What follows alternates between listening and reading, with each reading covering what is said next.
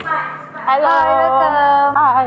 Hi Miss. Boleh tanya kat sini ada servis apa? Kat sini kita ada macam-macam treatment untuk Miss B. Yang pertama kita ada vagina tightening, kedua kita ada HIFU, ketiga kita ada perineal repair, kita ada pinkish dan labiaplasty. Oh. Miss minat yang mana? Isikan dulu form ni. Okey. Okay, Miss dah siap. Okey, dah siap. Miss boleh ikut dulu kita punya staff untuk naik jumpa ke doktor. Okey. Miss ikut saya. Okey. Okay doktor, ni customer kita yang nak buat pinkish lah. Okey, ini keadaan sebelum.